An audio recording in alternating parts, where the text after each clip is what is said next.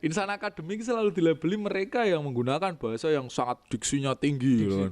Ngomongin pemikiran pakai istilah paradigma, ya kan. Baku sekali Iya, bahasanya. ngomongin apa itu perubahan sosial, transformasi sosial kan. ngeri. Padahal transformasi jauh sama transformer kan gitu. Ya.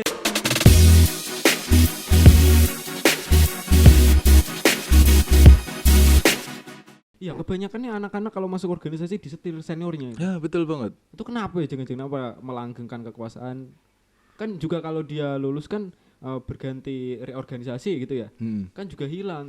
Bener juga. Apa sih yang mereka cari sebenarnya? Tinggal logika yang dicari sih, kaderisasi untuk kuantitatif yang dia memperbanyak anggota semata karena dia sudah menjadi mayoritas, atau mereka yang siap untuk mengkader secara kualitatif yang sedikit, tetapi mereka yang sedikit itu biasanya berbicara lebih keras dan lebih lantang, kuat kan gitu, lantang dan lebih bergemuruh gitu loh. Dan lebih berkualitas gitu. Betul, saya kira juga demikian. Makanya aspek yang saya ambil kalau ngomongin teman-teman antropologi mahasiswa per hari ini sih kayak istilahnya gini, apa ya, sederhana yang bisa saya pikirkan di wilayah itu. Tadi aku mikirin kok lupa sekarang, dan kenapa ini? Soalnya kita sering ngobrol kayak gini Iya kan kan? luas-luas Tapi yang jelas memang kita nggak bisa sih memutus mata rantai kayak gitu ya kan. Mau pakai cara apa lagi kita memutus? Iya sih, kayaknya sulit didaur ulang gitu. Tinggal memperkaya ruang. Kalau kamu suka skena-skena yang sifatnya nggak muluk-muluk organisasi tulen, ya silahkan. Nggak masalah gitu loh. Masuk second culture creative colony. Ya semoga itu selekas berdiri, ya puja sang semesta, semoga lekas berdiri. Itu komunitas apa itu? Nggak tahu, nanti siapa tahu ada. Oh iya, siapa tahu. Karena Ya. di dimensi kan diajari toleransi ya kan, moderasi dan lain sebagainya. Di LPMI seperti itu dari dulu yang aku tangkap. Nah, untuk tips juga nih untuk kawan-kawan yang mau ikut organisasi, saya rasa dalami dulu, cari tahu dulu sebelum masuk. Betul. Karena banyak anak-anak yang terjebak. Sudah masuk tapi pasif. Oh, ternyata gini ya. Tidak seperti bayang-bayang di pikirannya sebelum masuk gitu. Betul banget kalau gitu. Kalau itu maksudku. Maksudnya kayak orang seringkali dia nggak melakukan analisis di mana ruang apa sih yang mau aku masukin kan gitu. Akhirnya tiba-tiba ketika udah terjun dia pasif. Dia menghilang kan gitu. Hanya percaya yang ngajak itu cantik atau ganteng gitu. Atau mungkin ya dia punya pengaruh dalam karena menjabat di sini dan lain sebagainya. Itu menjadi PR panjang untuk teman-teman mahasiswa baru sih. Kalian harus mencoba menganalisis, merefleksikan tepat atau enggak sih ruang ini buat aku kan gitu. Biar nanti jatuhnya enggak cara Jawa bahasanya getun kan. Getun, getun. Kan gitu. Getun itu ya, kecewa, kuciwo lek bahasane. Itu. Wong dangdut iku. Wong dangdut ya, kuciwo ambyar ya kan akhirnya dia membenci organisasi, ini juga masalah. Ini juga masalah itu. Orang-orang yang no name no face. Ntar jadinya anarko gitu kan. Kamu harus memperjelas istilah anarko itu. Tapi itu ada di kampus dan terserah kalian, itu kebebasan berekspresi. Kembali kepada siapa sih mahasiswa, kita insan akademik. Kita calon cendekia ya kan. Kita calon penerus mata rantai ke masyarakatan yang ada di Indonesia, mungkin bagi mereka yang percaya dengan negara kan gitu. Bagi mereka yang tidak, silahkan kalian hidup atas janji sakral yang kalian lahir di suatu ruang, ya berdayakan ruang itu gitu loh. Jangan sampai kalian mencoba untuk apaan sih pulang terus tiba-tiba orang-orangnya nggak relate sama pemikiranku, kamu menolak itu. Itu juga perkara sih. Juga perkara. Iya.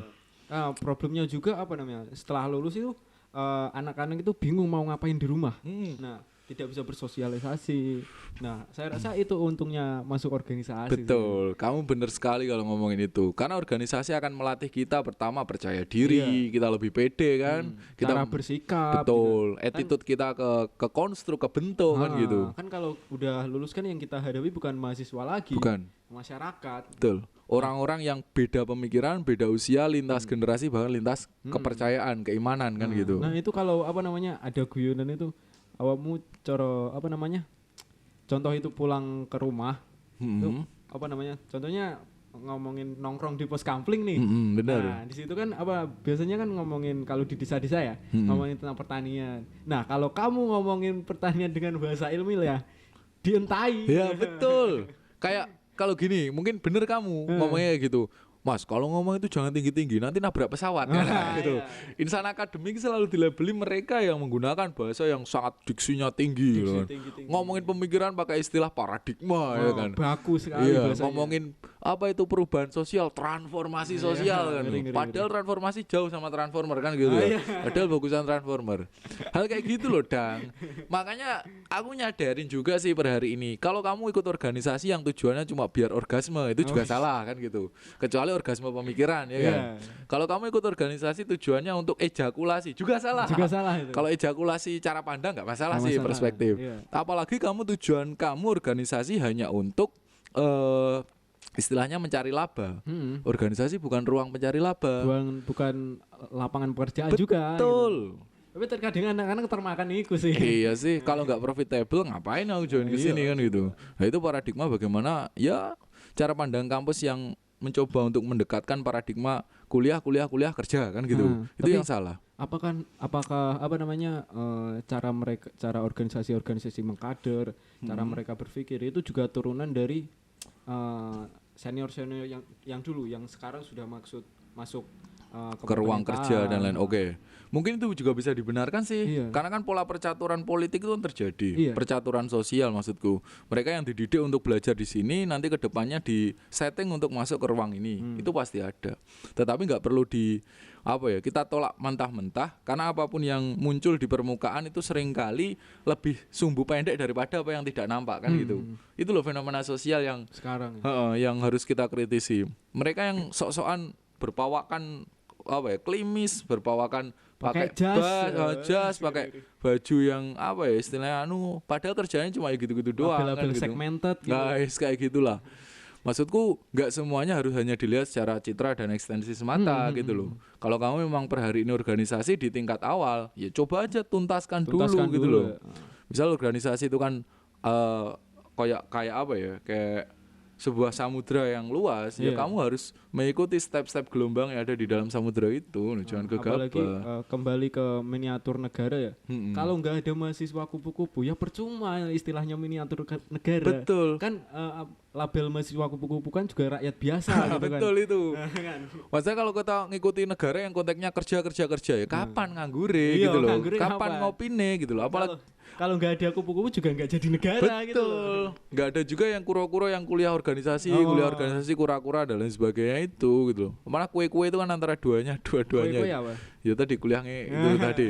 Itu kan ngebaca kan. Iya, ngebaca, nge-try atau mungkin nge-challenge kan gitu juga diri. Bisa. Nggak salah gitu loh maksudku. Akhirnya kita nggak bisa menolak adanya pola kaderisasi atau mungkin pola pembentukan karakter yang udah diwariskan sih gitu loh. Kita nggak bisa menolak itu karena kita memutuskan untuk melihat ini sebagai bentuk yang baku dalam arti bisa diimprovisasi sih. Tapi ini keren. Tinggal nanti teman-teman sekarang ini kan generasi sekarang kan nggak kayak generasi dahulu kan. Iya, kalau dahulu kan offline kan bisa langsung tetamu ke doktrinnya juga lebih nyampe gitu. Kalau anak-anak online kayaknya apa sih ini lebih enak main QQ. Padahal banyak orang yang sudah khotbah pray nyepin, pray nge-epic gitu kan, nge-epic karena Mobile Legends, pray nyepik gitu. Terus tak fokus kuliah. Iya enak aslinya. Tetapi dia mencoba untuk menolak pray yang sudah dia bangun itu loh. Dan fenomena sekarang saya sering menggunakan istilah kayak gini yang per hari ini aku juga pikir sih banyak sekali teman-teman di organisasi yang menggunakan paradigma akseleratif sama akumulatif. Gimana tuh? Apa sih bedanya? Akseleratif mereka yang melihat organisasi itu sebagai ruang instan di mana dia mengembangkan kreativitas, skill maupun personality branding maupun self developmenting dan lain sebagainya itu hanya dalam rangka sekali waktu hilang. Cuman instan gitu. Instan banget. Nggak kayak mereka yang fokus belajar terus mengikuti ruang-ruang perdiskusian. Tiba-tiba jadi presiden. Ya, itu samin aja lah mungkin. Teman-teman itu bisa nanti calon-calon presiden di masa depan. Kan dua pola. Kamu yang siap menumbalkan waktumu sekarang untuk cepat untuk menjadi kaya atau menjadi terkenal dengan instan, tetapi atau kamu yang dalam tempo yang lambat tapi pasti. Tapi kelak akan memanen sesuatu yang sifatnya kekal gitu loh. jangan tertipu oleh bentuk-bentuk budaya. Iya. Ikut ini nanti langsung ini, ikut langsung ini jadi ini, wah, nggak langsung bisa dapat itu. ini, Kamu- langsung check out inilah. Wah. Organisasi terkuat di dunia itu nggak ada yang ada. bisa mengalahkan organisasi yang bernama NO. salah. Lebih besar agama. Oh, oke. Agama itu kan ruang organisasi Iya. juga gitu loh. Diorganisir juga ya? Agama mahasiswa gitu nanti. Gak apa-apa karena Emang di sini ada loh, agama LPJ-nya itu yang mantau Tuhan loh. Kamu Oke, nggak tahu siap. loh. Malaikat itu jadi Bukan jajaran rektorat rotulan. lagi yo. Ya, rektorat itu cuma Apa? ya cuma gitu doang Ya, kan gitu doang, ini sepele. apa gitu. Presidiumnya itu langsung Tuhan. Oh, gitu loh. sini. Entah itu ada Siddhartha, Yesus atau siapa mungkin itu di situ. Kayak Si gitu Buddha, loh. gitu. Agama besar agama yang ada di Indonesia ini dan Nah, ngomongin apa jenis? Apa namanya? Mahasiswa kupu-kupu ya. Kan belum tentu anak kupu-kupu itu juga introvert lah enggak. atau yang diam saja. Karena Enggak. ada istilah gini. Apa namanya? Masa muda kok nggak rebel kan. Masa muda itu harus rebel. Bener. Karena yang kita takuti bukan menjadi tua. Menghabiskan masa muda tanpa warna. Nah, benar sekali kalau itu. Aku setuju. Dan apa yang kita lakukan ketika muda dan menjadi mahasiswa adalah menghabiskan jatah gagal dan jatah kalah kan gitu. Dan saya selalu memiliki moto, jangan pernah kita berpikir, kalau dari dulu sering saya proyeksikan ke teman-teman maba di Fuad mungkin, karena saya hidup dan dihidupi oleh orang-orang Fuad, dan saya merasa itu sebagai saudara, keluarga saya, dan di dimensi UKM-UKM lain, dulu forumnya kalau nggak salah belakang masjid ya, lor masjid. Lor masjid ya. Ada Mapala, ada KSR terus wah Iya. itu semua orang-orang hebat saya kira. Iya. Saya pribadi punya moto kayak gini. Ya kayak ya jangan mikir kuliah hanyalah wadah agar uang jajan tetap dijatah. Itu salah itu. Itu salah sekali. Ya kalau punya uang jajan ya harus buat organisasi gitu Iya. loh. Ngembangin skill kamu gitu loh. Jangan kok wis ngene wis entek gini dan lain sebagainya. Beli buku buat forum-forum kajian, lingkar-lingkar circle-circle yang kamu senang, Beli passion langganan kamu. Netflix gitu ya. Bagus Bagus malah itu buat kajian apa namanya? Bedah film mungkin, bagus. ngeresensi film mungkin. Kita nggak tumpul gitu loh, satu Iya. narasi yang bayangin kamu hidup sekarang di usia 20-30-an ya. Mungkin Iya. kan mayoritas seperti itu atau mungkin teman-teman usia 18. Dan kamu hanya menghabiskan masa mudamu ketika kuliah cuma nyepin mencari gambar naga, orang tua sama apa yang satu? Apa itu? Oh, saya tidak main. Nggak main, kebetulan. saya juga nggak main. Saya cuma tahu dari orang-orang aja. Iya, sama teman-teman saya itu juga main. Iya. Gitu. Dapat berapa bro gitu. Pirang berapa B kan bilion berapa gitu B, ya. gitu. Nanti dijual dengan harga seperti itu. Model-model kayak gitu kan cita-cita yang rapuh sih. Iya, iya rapuh kan? sih. Ya coba aja kita proses, kita transformatif di organisasi. Siapa tahu kita nanti jadi perdana menteri, kalian jadi presiden, jadi Nah, kita kan penulis, mahasiswa kan sastrawan gitu. apa namanya? Bukan mengadu sih istilahnya. Apa ya namanya? Itu loh. Apa? Judi dengan siapa tahu. Oh iya sih, ya hidup ini memang kayak lotre kan. Iya. Kita nggak tahu mau besoknya kayak apa. Ya apa yang kita lakuin sekarang, ya semoga aja nanti panennya juga berlimpah kan gitu. Nggak usah takut. Itu mungkin Dang kalau ngomongin kampus atau ada lagi yang Ada mahasiswa sih. ini apa namanya? Problematika apa internal maupun eksternal ini anak-anak bingung juga. Ini kok gini jadi gini, kayak beda sekali loh sama zaman dulu sama zaman sekarang. Oke, aku mulai kayak gini ya pembicaraannya. Ngomong-ngomong apa namanya? Anda ini pernah masuk internal? Saya ini kalau ngomongin amfibi itu kan buaya. Saya Iya. melampaui itu multiverse ini saya ini. Oke, Sombong ini saya bukan di sini. buaya. Bunglon. Kok bunglon toh? Iya kan berganti-berganti Oh gitu. Itu.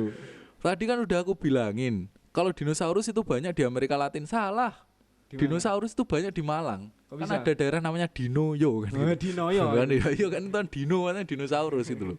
Nah, oke kayak gitu. Tetapi perlu kita catat sekarang apa kayak dulu sih kuliah ada perbedaan antara pedagogi dan cybergogi. Cybergogi. Kamu bisa jelasin nggak? Enggak dong. Loh, kamu ini gimana nggak bisa bedain? Iya kan Kalau belum pedagogi, belajar.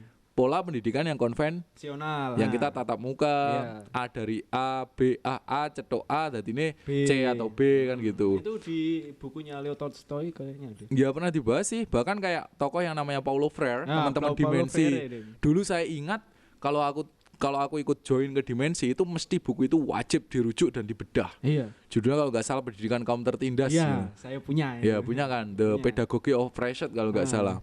Nah itu ada term yang namanya pedagogi, tapi ada juga namanya sekarang cybergogi. Gimana Ini tuh? problemnya. Cybergogi itu ketika seorang subjek pembelajar itu bebas mengakses ya kan pemikiran-pemikiran yang tertera atau tercecer secara masif di sosial Di internet. media.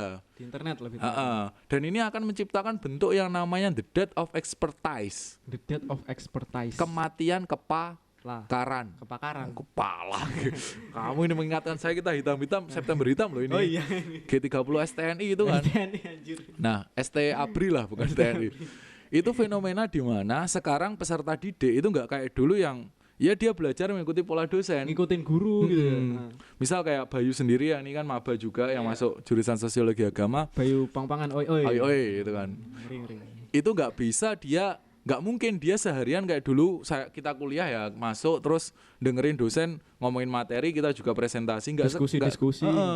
banyak sekali orang malah ngikut Zoom ya kan Zoom aplikasi Zoom atau friend Tinggal tidur. tinggal tidur ada yang main Assassin's Creed kadang Itu rebahan. iya bisa main. di titik tertentu ada yang lihat biru-biru itu juga bahaya gitu Iya. maksud saya akhirnya Oh, saya situs itu ya. cybergogi sebagai bentuk metode pendidikan terbaru itu memiliki nilai plus dan minus. Pedagogi mungkin masih bisa memantau sih kalian di kelas mau ngapain kan nggak mungkin ngomongin hal-hal yang sarkas sama berbau cok kan gitu nggak mungkin nggak kan mungkin. gitu. Kalau di sini bebas sih. Oh bebas ya. Ini ruang gitu ya. Ini ruang. Tapi kalau cybergogi kalian bisa menutup diri untuk kemungkinan yang jelas apa itu pemateri atau narasumber hanya menjelaskan. Nggak tahu nanti transfer of knowledge-nya disampaikan secara utuh apa enggak. Nah, kasus ini atau problem perubahan paradigma yang dari pedagogi ke cybergogi ini mengarah juga neng demarkasi. Demarkasi kan pemisahan kan Pemisahan antara dema. internal dan gak gitu. Kan dema tadi. Oh iya ya.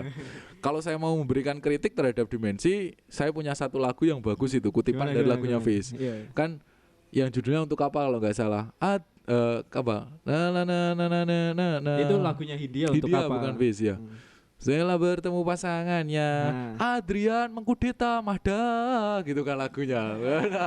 Katakan itu untuk kamu karena selaku jurnalis, saya kira saya sudah nggak kuliah, saya sudah selesai. Tapi ada benernya apa namanya anak-anak Dema sekarang terinspirasi dari Fish. Nah, betul. Soalnya temanya PBHK kemarin apa namanya Gelar Raya Bumi Ya, Digdaya. iya jelas sekali itu keren. Nah, Sepertinya saya kenal sih yang Nggak memperkenalkan tahu, saya juga. term itu juga. Galah Raya Bumi. Oke, bagus. Nah, tetapi kamu tadi bertanya apa sih pentingnya perbedaan antara internal dan eksternal ya? Keduanya sama dong sebenarnya. Eksternal sendiri juga bentuk dari minoritas partai. Miniatur ya, bukan minoritas. Yang dia seakan-akan membangun labelisasi identifikasi tertentu. Ada yang mungkin merah, ada yang hijau, ada yang biru kuning dan lain sebagainya. Ada yang hijau-hijau lumut, ada yang warnanya oranye, abang-abang getih, banyak sekali. Itu ruang untuk belajar. Tetapi kalian harus sadar ada batasan di mana ini nggak semuanya aku memutuskan untuk berkelamin ganda. Istilahnya kan kayak gitu. Nanti kamu udah repot di Ormek, sekaligus kamu juga repot di internal. Entah ikut HMJ, ikut DPM atau BEM atau UKM dan lain sebagainya. Keduanya bagus. Kan untuk media belajar juga. Tetapi jangan pernah berpikir gitu kayak aku ikut ekstra buat nyari duit dari intra dibuang ke ekstra. Itu juga salah. Terus atau mungkin Utang aku budi ya, kayak seakan ada politik etis mungkin kalau di kemerdekaan dulu juga nggak kayak gitu paradigmanya. Antara keduanya itu satu lokomotif sebagai pembentuk insan akademik tadi kan. Kalau kita ngomongin tridharma perguruan tinggi. Bukan insan politik. Ya enggak sih homo politikus sih ya kan enggak. Manusia itu tetap saya kira homo luden, manusia sebagai makhluk pembelajar. Saya kira seperti itu dan itu nilai yang sangat penting. Tapi kamu tanya problemnya sih kenapa antara dua hal yang internal eksternal seringkali gap kan ya gitu.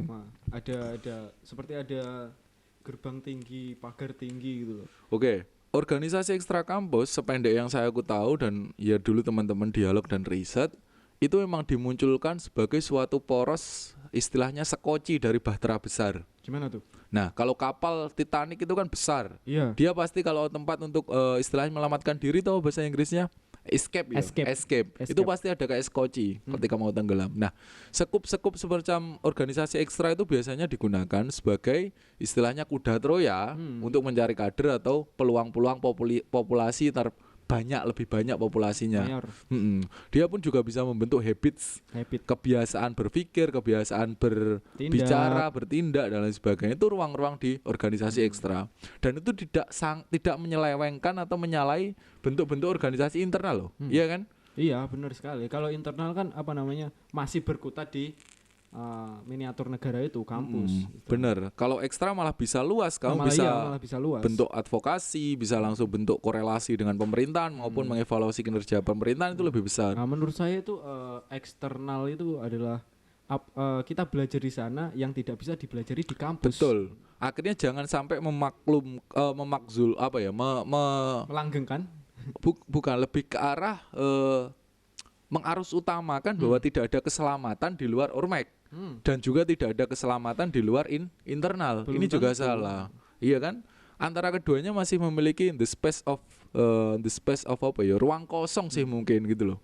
Jadi kamu di sana juga belajar, di sini juga belajar, sama-sama bagus gitu. Nah, tapi problemnya sekarang itu anak-anak itu sensitif banget sama warna gitu. Iya sih. Entah itu ekstra maupun internal ya. Saya bilang, kenapa itu? Apa yang mengawali itu semua? Oke, kalau kita membicarakan ya gerakan mahasiswa mungkin, maaf bahasa saya gerakan karena memang ini terminologi yang muncul di pasca reformasi, atau mungkin geliat mahasiswa lah lebih enak ya. GM mungkin geliat mahasiswa, bukan Gunawan Muhammad, itu senior kita di sastra itu. Geliat mahasiswa itu di pasca reformasi mengalami sebuah degradasi atau mungkin kemunduran. Kenapa? Karena teman-teman sekarang lebih memilih, aku loh udah selesai dengan diriku tanpa perlu terjebak dalam satu ruas atau sekte tertentu. Iya. Paradigma semacam itu banyak, Dang. Iya.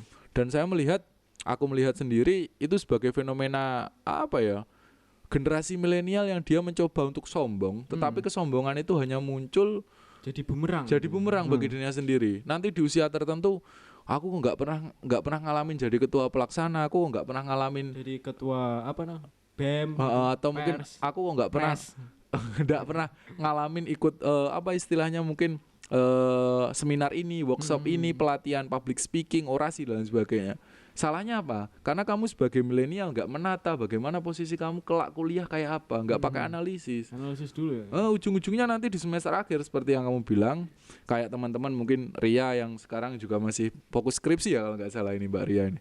KKN kayaknya. Habis KKN. Iya. Itu nanti akan bingung, kenapa dulu nggak pernah aku coba gitu loh, peluang-peluang kayak gini gitu loh. Ormek itu menawarkan itu, internal juga menawarkan itu gitu loh. Tinggal kita milih yang mana ya kan. Tinggal yang pas ke diri kita itu yang worth it mana sih kan gitu. Kan kemampuan kan juga beda-beda. Keinginan juga yang beda-beda. Beda-beda. Akhirnya menjadi mahasiswa itu bukan sekedar menjadi orang yang ya kita tahu sendiri apa sih ngepush kayak gitu, mending ngepush rank. Ngepush rank ngapain, mending yang ngepush ya mungkin SKS semester ini harus selesai. Ngepush beasiswa juga bagus ya kan.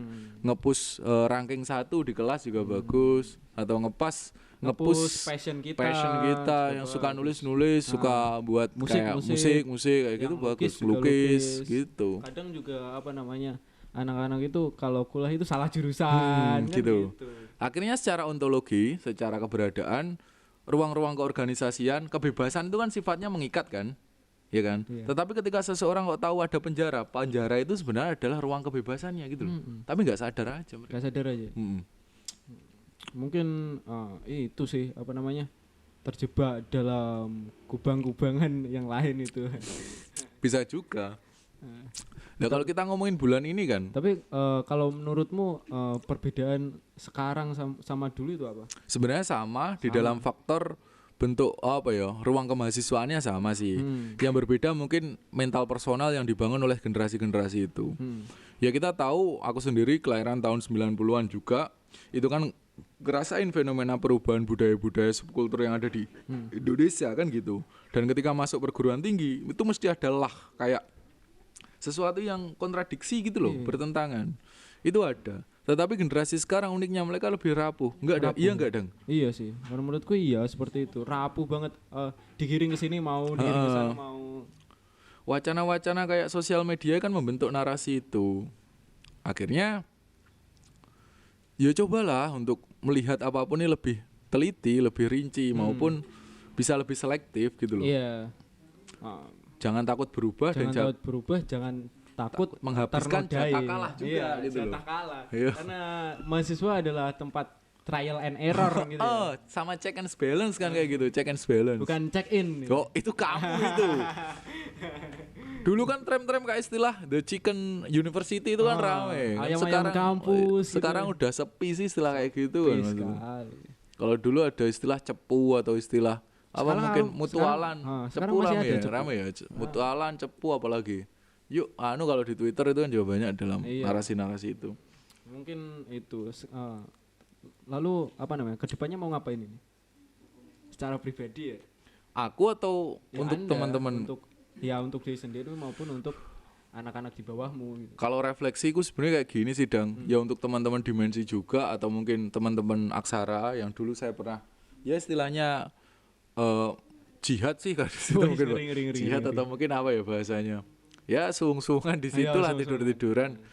Sebenarnya mikir apa yang aku pikirin kayak gini sebenarnya sederhana. Ya apa yang kamu tanam dengan sungguh-sungguh ya kelak akan kamu panen dengan besar. Jadi fokus kamu apa yang sudah kamu tanam per hari ini, misal kalau kamu suka nulis ya nulis gitu loh. Suka public speaking ya kamu harus belajar terus untuk mengimprovisasi gaya bahasa maupun diksi yang kamu pakai gitu loh. Atau mungkin untuk maba-maba baru yang belum selesai untuk mengidentifikasi dirinya, adanya senior itu bukan sebagai cermin yang kamu harus sama dan memantul bagi diri kamu. Saya setuju kalau itu. Senior itu hanya bisa dipinjam kepalanya, ya kan, atau mungkin tangannya Untuk berbagi kan. untuk berbagi, untuk care, saling peduli, untuk saling respect atau saling menghormati. Iya. Bahkan titik terakhir, yo to transform. Untuk berubah gitu loh. Jangan ya seakan-akan wis ana iki, udah Sana ada iki. ini, nggak usah. Terus manut iki, Heeh, ayo enggak seperti nggak itu. gitu. Kalian bukan domba, siswa masih domba. Kalau udah mahasiswa, ya minimal jadilah serigala kan gitu. Iya, Senajana masih kuda-kuda. walaupun toh masih berbulu domba gitu loh. Gitu loh. Nah, kalau untuk diri sendiri mau ngapain ke depannya nih? Aku mau fokus di kajian. Aku kan masuk jurusan ya mungkin tanda kutip bahasanya filsafat kan. Iya. Di dimensi saya kira masih ada ya kayak kajian filsafat. Ada masih ada diskusinya juga. Dulu saya sangat terpengaruh oleh orang-orang yang mengajari saya, guru-guru saya di dimensi untuk selalu konsisten belajar suatu hal yang istilahnya bersifat filosofis. Dan saya memutuskan milih itu dan nggak tahu nanti kedepannya saya mau jadi apa, entah ya dosen atau mungkin PNS atau mungkin ya akhirnya jadi aktivis sosial atau jadi apa, kita nggak usah mikir muluk-muluk kayak gitu. Mending kita alami aja proses per hari Nikmati ini, aja. kita nikmati, udahlah nggak usah terlalu berekspektasi tinggi. Nah, PR terbesar generasi milenial itu satu, Apa? terlalu banyak berekspektasi, Ekspektasi. kurang menanam. Iya Ya kan? benar. Terlalu banyak menanam mimpi, bahkan dia kurang melakukan aksi. Terlalu banyak melakukan aksi, dia kurang refleksi. Kurang refreshing juga Kurang kayaknya. refreshing sih. Ya kan? Kalau di ajaran agama tertentu kan ada pantai Costa. Nah. Kalau di Tulungagung kamu harus ke pantai sini kan gitu. Jangan ke pantai Costa. Kalau Bukan di ya? Tulungagung ke Keprek. Oh, wah, kamu ini ngawut. Kenapa bawa keprek ini di forum akademik kamu ini? Ya nanti disensor. Oke. Kalau pengen tahu ya kita dari Dimensi juga sebagai media informasi Iya, media pemikiran alternatif. alternatif, ya kan? Bukan alter ego. Nah, iya. Atau alter yang di Twitter ya kan? Iya. Alter di Twitter. Alter Twitter bot Iya. itu. Enggak yang biasanya kan ada alter ini, alter itu. Oh, iya. kan tahu kan. Sifatnya ya preach lah kabeh, bayar kan. Propaganda kan. Oke. Di internal kita tahu ada Dema F, Dema U, Dema U, ada HMJ atau Sema F, Sema I juga ada. MAU. Sema U ya sekarang. Ada juga HMJ maupun Himpunan Mahasiswa Prodi biasanya Iya, dalam istilah HMP. lain, HMP. Kalau di eksternal ada banyak sekali. Ada Himpunan Mahasiswa Islam Indonesia. HMI Himpunan Mahasiswa Islam ya. Iya, Islam. Islam Indonesia mungkin label Indonesia. Ada Gerakan Mahasiswa Indonesia, Nasional Indonesia. Indonesia. Ada Pergerakan Mahasiswa Islam Indonesia. Nah, ada Ikatan Mahasiswa Muhammadiyah, Muhammadiyah, ada keluarga GMKI. GMKI bener sih. Himah Budi, kan banyak sekali. Banyak sekali. Nah, kalian harus mempelajari histografinya itu, Dang. Teman-teman pers mesti harus paham. Karena dimunculkannya organisasi ekstra parlementer kayak gitu atau par excellence mungkin bahasa tertentunya yang tuntas dia nggak semata-mata akhirnya kok ngerusui miniatur negara di dalam Enggak kampus. sebenarnya. Enggak, dia mencoba untuk menginjeksi apa yang Menjadi kurang gitu apa loh. yang kurang kita apa namanya, yang kurang di sini ya kita tambalin gitu. Dan antara kedua itu harus ada semacam korespondensi yang sifatnya progresif, Iya, saling harus mengevaluasi, Iya. resiprokal kalau bahasa tingginya yang nerak pesawat tadi kayak gitu. Jangan ego tinggi sekali di apa namanya, dinasihati atau kita saling mengevaluasi lantas baper gitu kan, Ceklek gitu. ceklekan Jangan gitu. sampai kayak gitu. Akhirnya problem terbesar dari mahasiswa di era milenial adalah mereka yang terlalu mengarus utamakan perasaan daripada pikiran. Itu loh yang paling mencolok. Perasaan untuk satu orang aja. Iya, jangan banyak-banyak. Jangan banyak-banyak. Nanti kena itu apa, Mr. Chicken kemana ini? Enggak ada ini Mr. Chicken ini. Oke, terima kasih sudah datang di Dim Dialog Dimensi. Wah, sangat berharga. Nanti sekali. kalau ada komentar bisa aja ya di bawah ya. Oh Kita iya, di bawah. sharing terus lah di komentar kita bawah. sharing-sharing di kolom komentar, jangan lupa subscribe juga. Di channel ini saya sangat berterima kasih kepada Mbak PU Mbak Ria ya yang udah mengajak saya berdialog sama Mas Dadang ini. Ya semoga lancar terus sih. Oh, amin. Dimensi abadi dari 94 ya. Iya. Udah tua itu. Mungkin segitu dulu percakapan yang tidak singkat ini. Yang sangat panjang lebar kali tinggi kosin, Kosin. kostanta apalagi itu kalau Beta, aljabar delta dan lain sebagainya itu. Banyak sekali. Pi kali R kuadrat itu kan. Tetap pantengin terus di web Dimensi, YouTube Dimensi, dan sosial media Dimensi untuk informasi lebih lanjut.